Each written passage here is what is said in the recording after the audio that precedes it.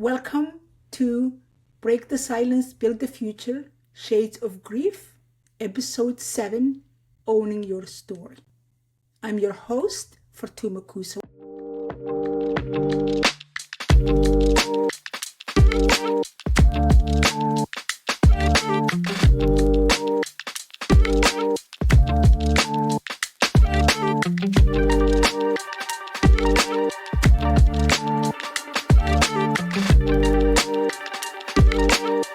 Today, we're diving into the transformative power of owning your own story. But before I get there, before I start what that looks like, what that feels like, what that sounds like, I want to start by acknowledging something important. Sharing your story publicly is not for everyone, and that is okay.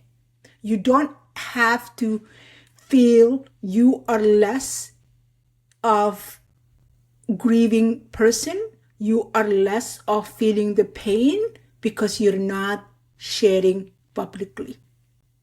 It doesn't come easy. And on top of that, once you have your story out there publicly, once you have your story out there and you're sharing your own experience of grief, especially if it doesn't match what the society expects you and how the society expects you to grieve, then you might get negative reactions. I know I did receive so many negative reactions, especially in social media when I started speaking to it. So I want to emphasize that. So nobody listening to this episode or to this podcast or to this season feels like they are doing something wrong, because you are not doing something wrong. Also, you are the most important audience for your truth.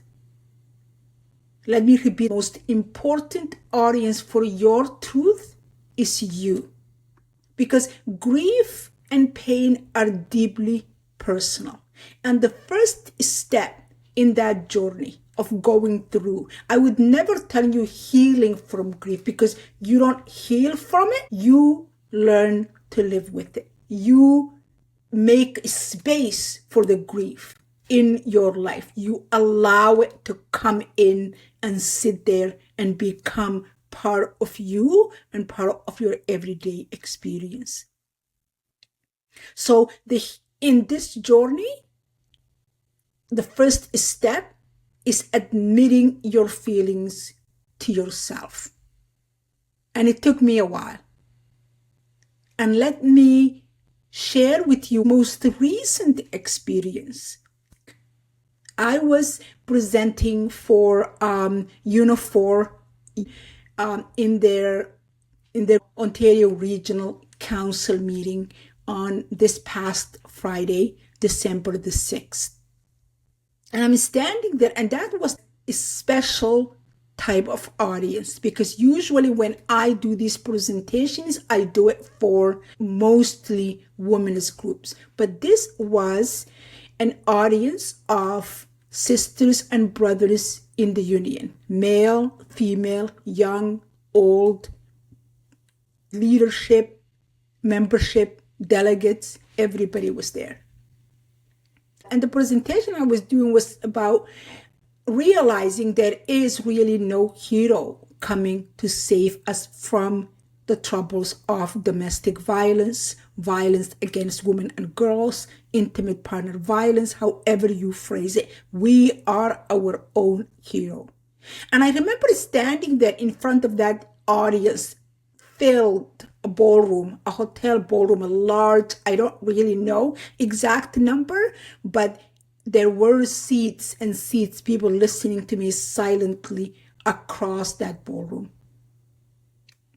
And I remember saying, I have not cried.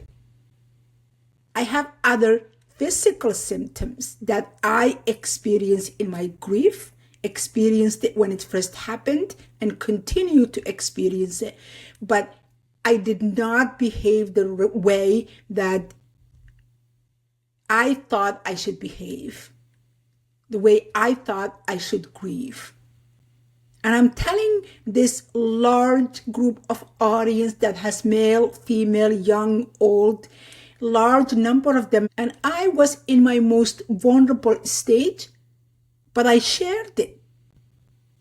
I spoke about how I felt when my daughter first went missing and when we found out she was murdered. How I was so different than what I'd expected.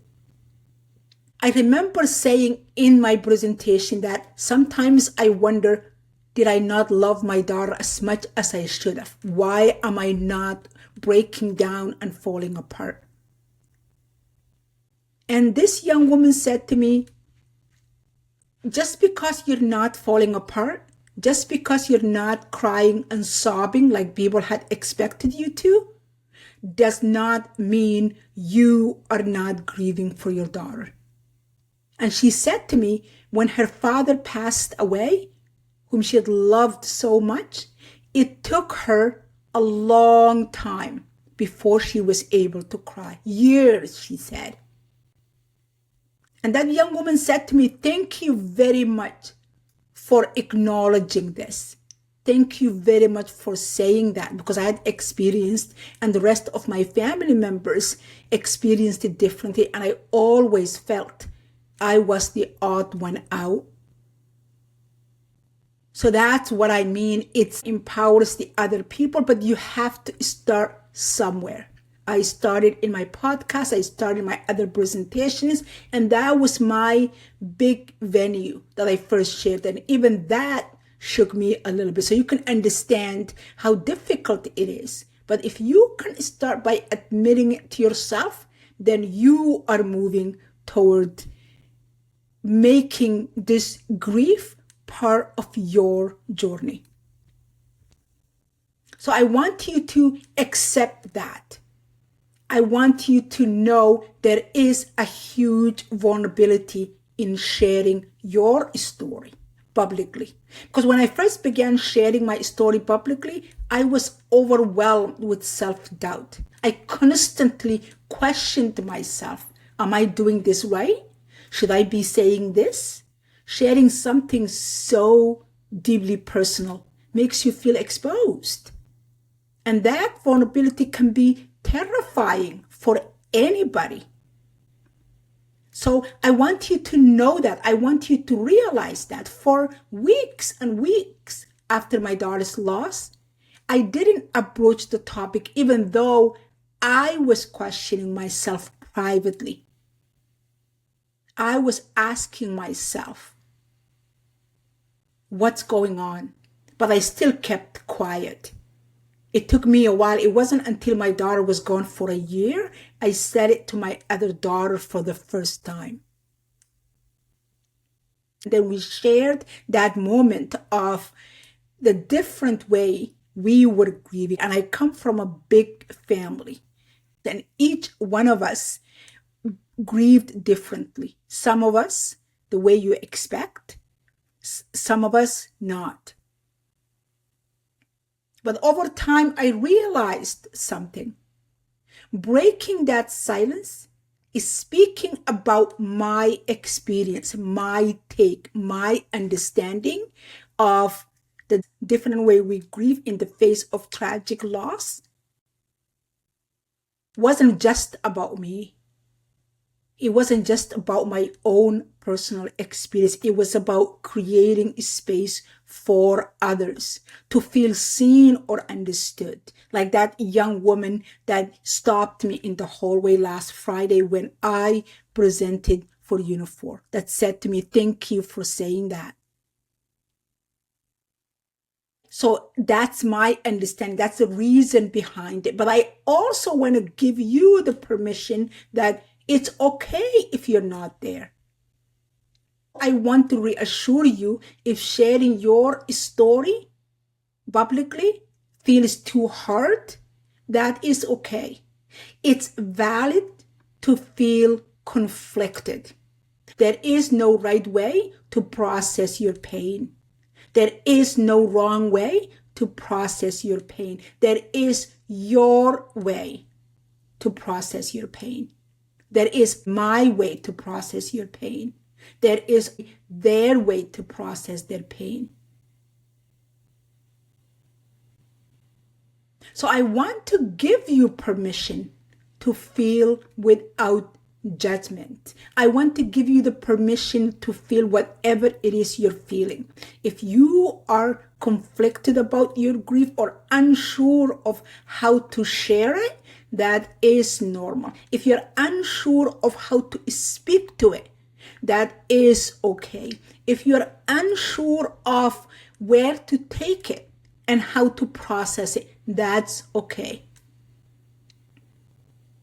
Carrying that grief with you doesn't follow a straight path. And there is no universal timeline and there is no universal approach, even though we would like to think there is, even though we would like to imagine there is one way of feeling a loss. There is one way of grieving when tragedy happens to you, but there is not.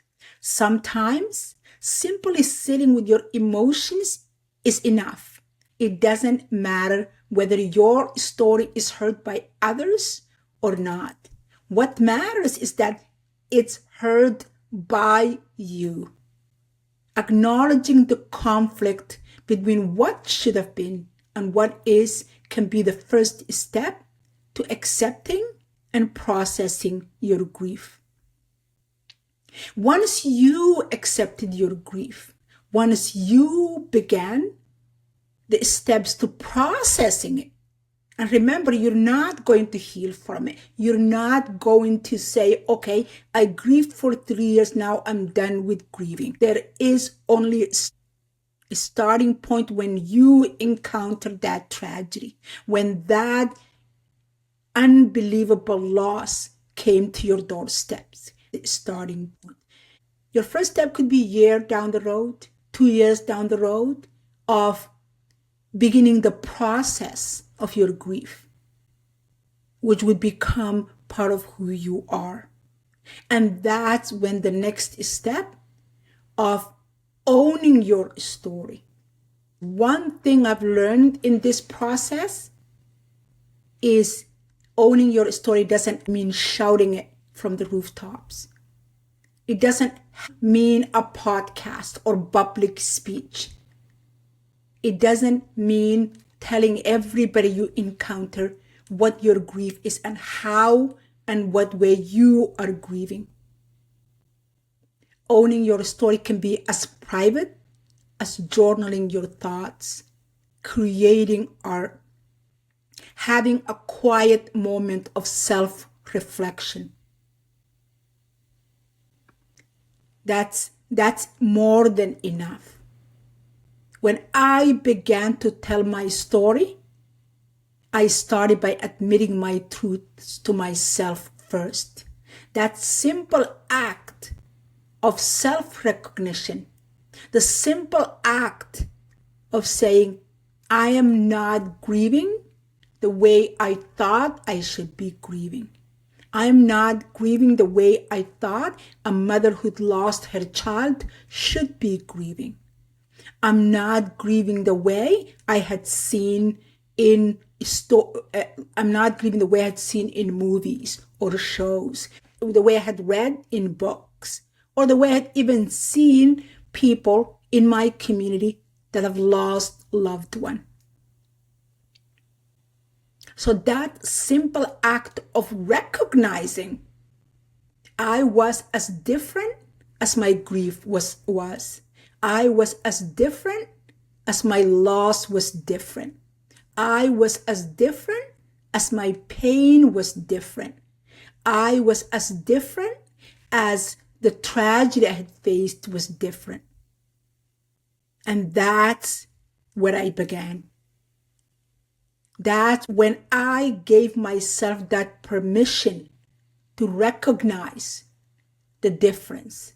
When I gave myself the permission to accept the conflict of what I thought should have been and what is. That's when my process began. That's when I was able to speak to it publicly, first in the podcast and then in my presentations. So if you're not ready to share your story of loss and grief and the tragedy that befell on you, that's perfectly okay. Your process is yours alone, and it's valid whichever way you go about it. There is nothing to say this is better than that. And once you own your story, once you tell yourself, once you come to terms with the way it is with you, unlike the way it is with anybody else, even those that are in your family, you will find a way to make meaning. The way I make meaning of my loss, the way I make meaning of my tragedy, the way I make meaning of my loss, my grief, is different, will be different, should be different, could be different than yours. For me, I'm looking at education and advocacy and teaching other people, letting other people in so they can learn from my experience as a tool that will allow me to process my loss, to process my version of grief. For me, advocacy, awareness, and educating became a way to reclaim that space.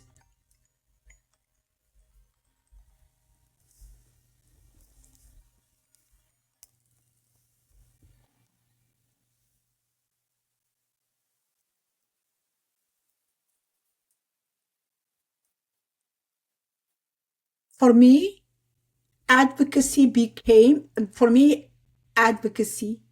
raising awareness, educating others, sharing my own personal experience became a way to reclaim a space that I could have my grief exist. I channeled my grief into purpose by creating Zahrabullah Foundation, organizing, collaborating with University of Windsor, and creating I Am Zahrabullah conference. We just finished December 4th, was the second annual, creating the Walk to End Silence and raising money for a local shelter, creating a round table and bringing policymakers to speak to how we can make gender-based violence as part of our safety plan, and starting this podcast. All of that. Perhaps I am a teacher by training. Perhaps I am a storyteller, that I'm using those approaches. Yours will be different. How and what mechanism you use will be different. But using a mechanism that fits, that works, when you start the process of grieving, you will get there. So be patient with yourself. Because for me, raising awareness and advocacy is not just about helping other people. It's also about helping myself.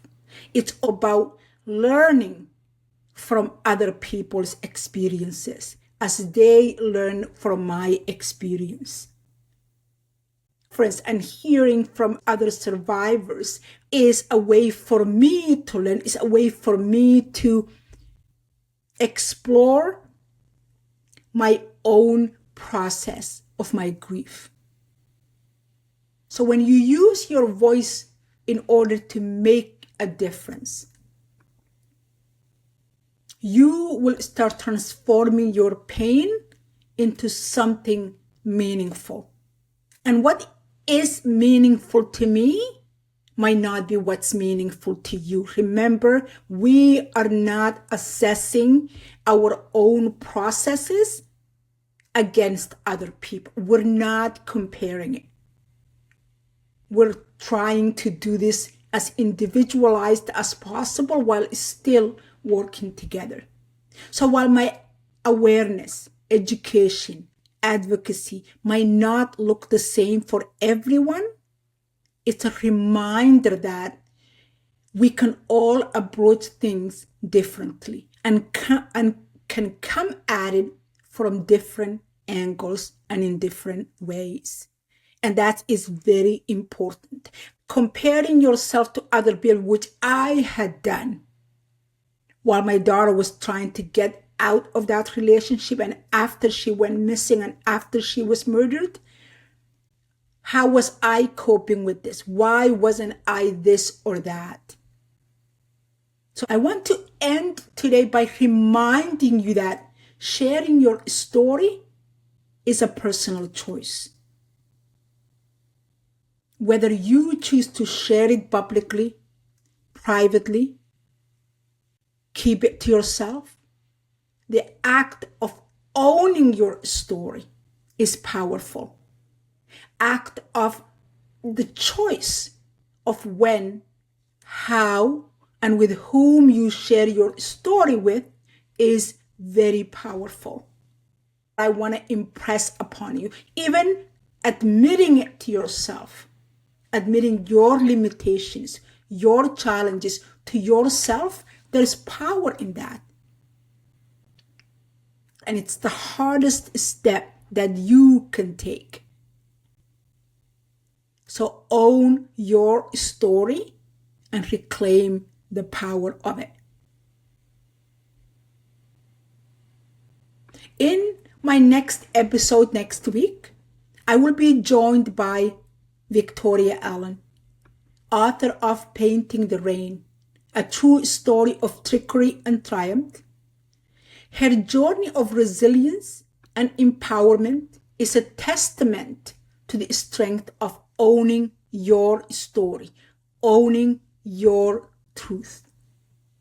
I hope you will join us for that episode, for this inspiring conversation.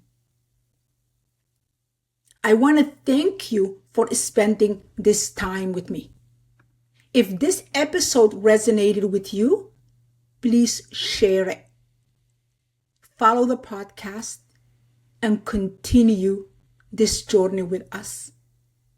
Until next time, take care of yourself and honor your purpose and honor your process. Thank you.